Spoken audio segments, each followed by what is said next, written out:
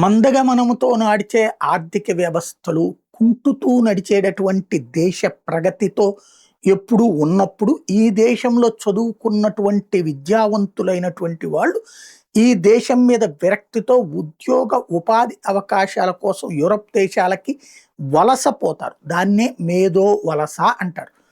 అక్కడ వాళ్ళు అక్కడ స్కూళ్ళల్లో అక్కడ చదివిస్తే ఇలాంటి నైపుణ్యం దొరకటం లేదు.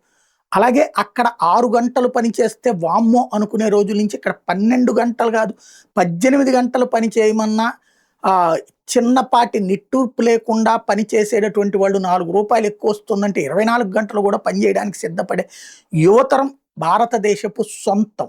వీళ్ళని ఇక్కడే పెట్టేస్తే ప్రగతి పెరిగిపోతుంది. కాబట్టి ఇక్కడున్నోళ్ళని ఎప్పుడూ అసంతృప్తితో అసక్తతో ఉపాధి ఉద్యోగ అవకాశాలు లేకుండా చేస్తే యూరప్ దేశాలకి వలస వెళ్ళి అక్కడొచ్చే డాలర్ల సొమ్ములతో అక్కడ సౌఖ్యంగా బ్రతకడం అలవాటు పడితే అక్కడ దేశాలు ప్రగతి పదంలోకి వస్తే వాళ్ళకి అయ్యే ఖర్చులో సగంతో మన వాళ్ళు పనిచేస్తారు. కాబట్టి అట్లా ఉండాలి అంటే భారత్ ఎదగకూడదు అని కోరుకునేటందుకు ఒక టీం ఉంది.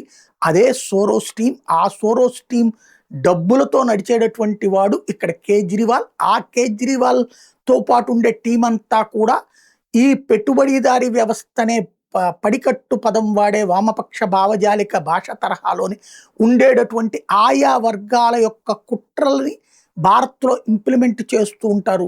అది మేధావిత్వం కిందన ప్రొజెక్ట్ చేసేందుకు ఇక్కడున్న మీడియా ఉంటుంది. అంతర్జాతీయంగా అవార్డుల పేరుతో వాళ్ళని బాగా ఎస్టాబ్లిష్ కూడా చేస్తుంటారు. ఇప్పుడు యోగేంద్ర యాదవ్ అందులో ఒకడు. ఆ యోగేంద్ర యాదవ్ కన్ను అమరావతి మీద పడిందంటే అమరావతి ఎదుగుదల అన్నటువంటిది భవిష్యత్తులో ఉపాధి అవకాశాలు పెంచేందుకు ఉపయోగపడుతుందని అంతర్జాతీయంగా కూడా అర్థం చేసుకున్నారా?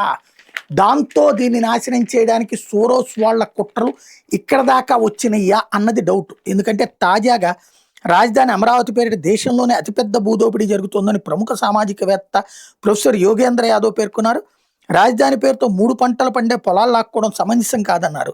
అమరావతిలో భూదోపిడీ మీద జాతీయ స్థాయిలో చర్చ జరిగేలా గళం వినిపిస్తానని రైతులకు భరోసా ఇచ్చారు. మాజీ మంత్రి వడ్డే శోభనేశ్వరరావు, ప్రొఫెసర్ రామచంద్రయ్య, సామాజికవేత్త డాక్టర్ వసుంధర ఆధ్వర్యంలో ఉండవల్లి, పెనుమాక, ఎర్రబాలెం, నెడమారు గ్రామాలకు చెందిన రైతులు ఆదివారం విజయవాడలోని మాకినేని బసవపన్నయ్య భవన్లో యోగేంద్ర యాదవ్ను కలిసి రాజధాని పేరిట చంద్రబాబు ప్రభుత్వం చేస్తున్న భూదోపిడీని వివరించారు. ఈ సందర్భంగా రైతులు శ్రీధర్ రెడ్డి, శ్రీకాంత్, సంజీవ్ రెడ్డి తదితరులు మాట్లాడుతూ భూములు ఇవ్వలేదని అక్కస్తో ప్రభుత్వం తమను ఇబ్బందులు పెడుతోందన్నారు అన్నట్టు వార్తని హైలైట్ చేశారు.